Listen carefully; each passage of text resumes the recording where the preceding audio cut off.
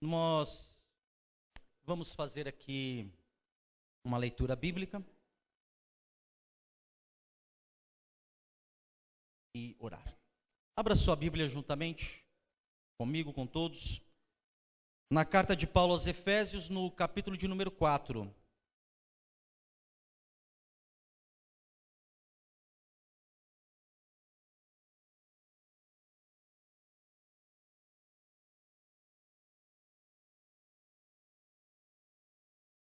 Confesso que vou fazer uma leitura um pouco extensa, mas eu amo a palavra de Deus, então a gente vai ler bastante.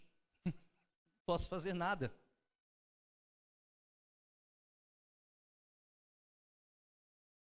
O tema da nossa conferência é Reforma Protestante, resgatando a doutrina e a piedade na igreja contemporânea.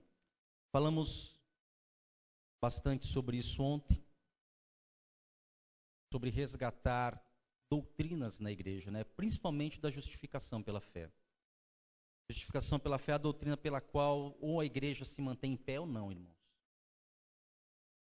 E nós vamos falar hoje um pouco sobre piedade, sobre o que é ter uma vida realmente fazendo a vontade de Deus.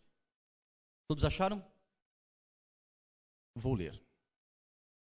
Rogo-vos, pois, eu, o prisioneiro do Senhor, que andeis de modo digno da vocação a que fostes chamados, com toda a humildade, mansidão, com longanimidade, suportando-vos uns aos outros em amor, esforçando-vos diligentemente por preservar a unidade do Espírito no vínculo da paz. Há somente um corpo e um Espírito, como também fostes chamados numa só esperança da vossa vocação. Há um só Senhor, uma só fé, um só batismo, um só Deus e Pai de todos, o qual é sobre todos, age por meio de todos e está em todos.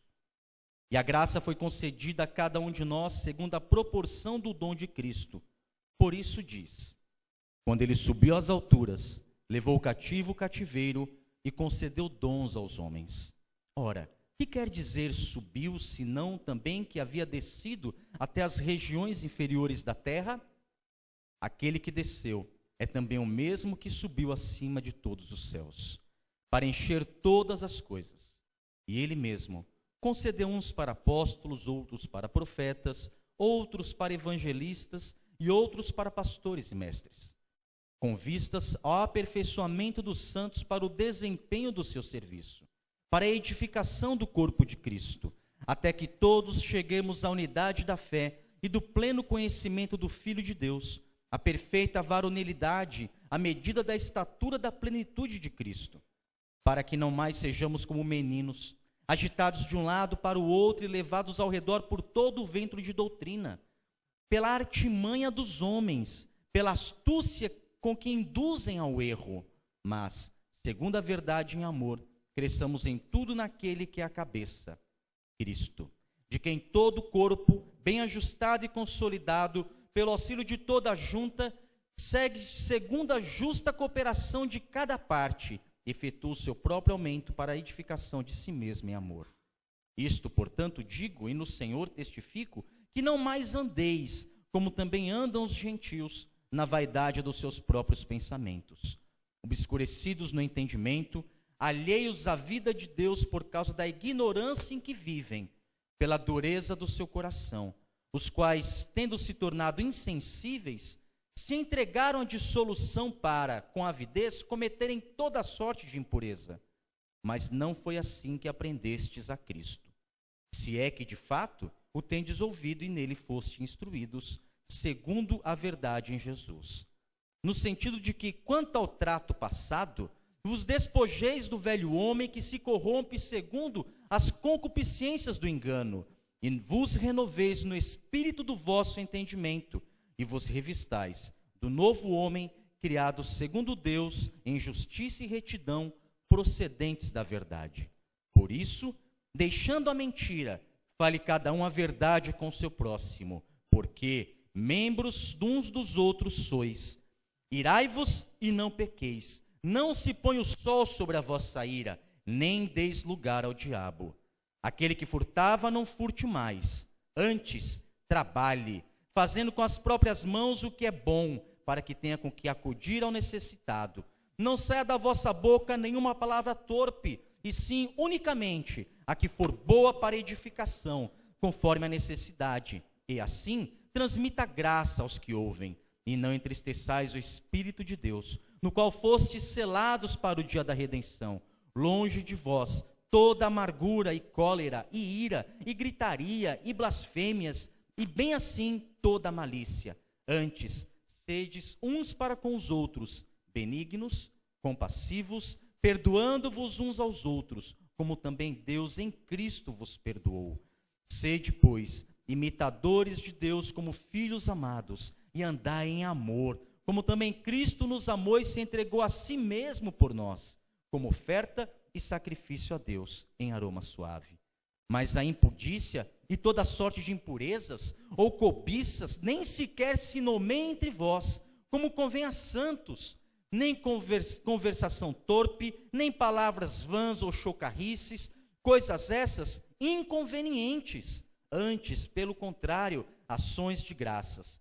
Sabeis, pois, isto: nenhum incontinente, ou impuro, ou avarento, que é idólatra, tem herança no reino de Cristo e de Deus.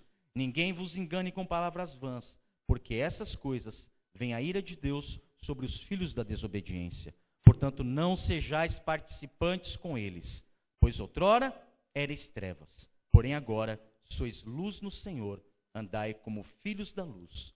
Porque o fruto da luz consiste em toda bondade e justiça e verdade, provando sempre o que é agradável ao Senhor, e não sejais cúmplices das obras infrutíferas das trevas. Antes, porém, condenai-as, porque o que eles fazem oculto, o só referir-se é vergonhoso, mas todas as coisas, quando reprovadas pela luz, se tornam manifesta, porque tudo que se manifesta é luz, pelo que diz: desperta tu que dormes, levanta-te entre os mortos, e Cristo te iluminará.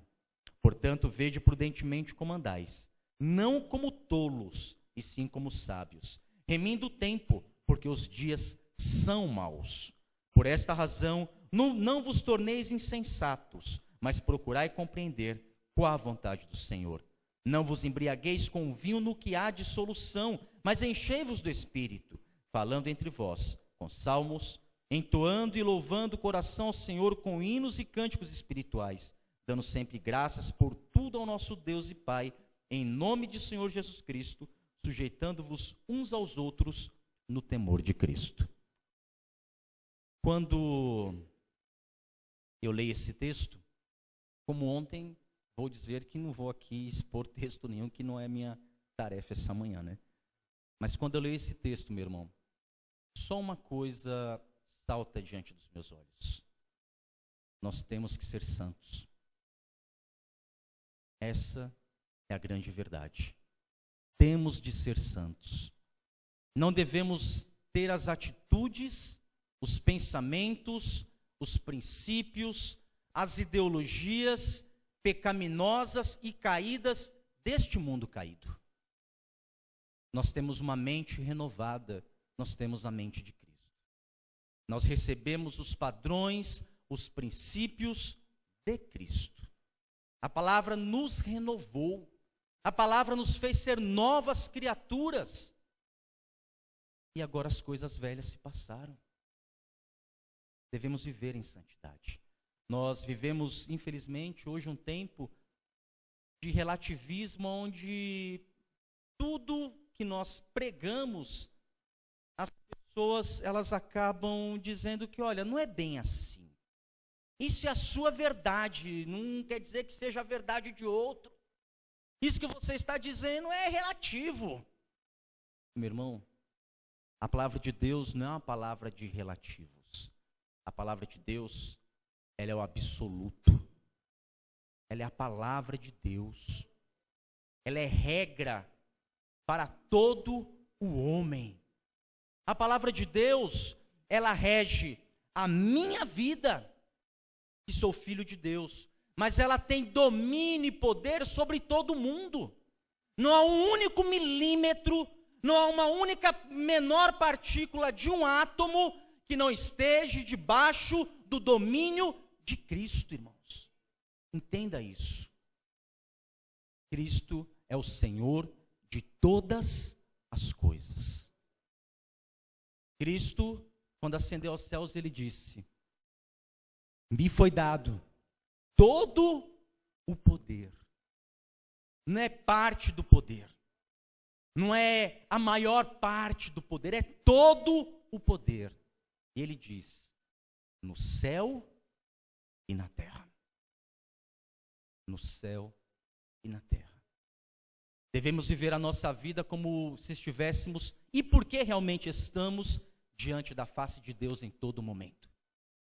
Devemos viver uma vida estando diante da face de Deus, na nossa casa, no nosso trabalho, na igreja, na rua onde moramos, diante dos nossos vizinhos, até no mais recôndito da nossa vida, no local mais secreto da nossa vida, devemos viver uma vida em que sabermos que estamos diante da face de Deus. Certa pessoa disse para mim esses dias: Cláudio, mas minha vida está assim, mas quer saber de uma coisa? Deus sabe de mim. Deus me conhece, Deus sabe.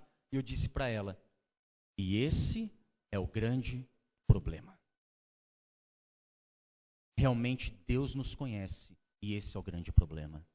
Por isso nós deveríamos viver o dia inteiro em temor diante de Deus, porque Deus nos conhece. Eu posso ver simplesmente as suas atitudes, porque eu não conheço as suas intenções. E saber que Deus conhece as minhas intenções, meu irmão, é aterrador. Porque Ele sabe. E muitas vezes, quando eu faço as coisas boas, eu espero louvor, espero glória, quero ser reconhecido. Então, viva uma vida de santidade. Muitos de nós que levamos este nome assim de cristãos reformados, muitas vezes as pessoas me disseram assim: poxa, mas vocês não ligam para viver uma vida santa, vocês querem viver, acreditar na doutrina e justificado, e salvo, e eleito, e não sei o que lá, e vive de qualquer jeito. E eu falei assim: você fala as coisas sem conhecimento.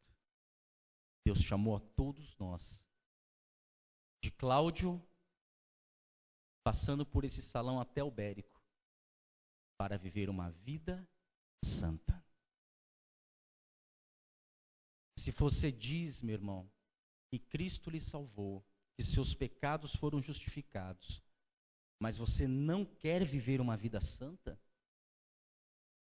eu vou dizer igual o apóstolo Paulo: examinai a vós mesmos, provai a vós mesmos, se realmente você permanece nessa fé. A árvore boa produz bons frutos. A fonte doce jorra água doce. Lute contra o pecado todos os dias. Lute, meu irmão. Lute mesmo. Clame. Clame. Confie em Deus para que você possa vencer. Porque a Ele foi dado, ao seu Filho, todo o poder. E Ele pode fazer com que você consiga vencer o pecado todos os dias. Um dia Ele virá. Um dia Ele virá, meu irmão. Um dia Jesus virá. Viva em santidade. Você não tem outra coisa a fazer, viva em santidade. Viva de uma forma que agrade aquele que se entregou numa cruz para te salvar. Quem era você? Quem era eu? Eu não era ninguém, meu irmão. Eu não era ninguém. Mas Ele olhou para mim. Ele olhou para mim. Ele me salvou naquela cruz. que eu posso dar ao Senhor, meu irmão, se não for viver uma vida em santidade? Ele é o dono de tudo que existe. Ele tem o poder sobre todas as coisas. Não nos custa, irmão. Não nos custa viver uma vida em santidade. O custo maior foi o preço pago naquela cruz. Do injusto por nós injustos. De um homem santo por nós pecadores. Do Filho de Deus por nós, que o ofendemos durante toda a nossa vida e o aborrecemos com os nossos pecados. Viva uma vida santa. Eu quero chamar aqui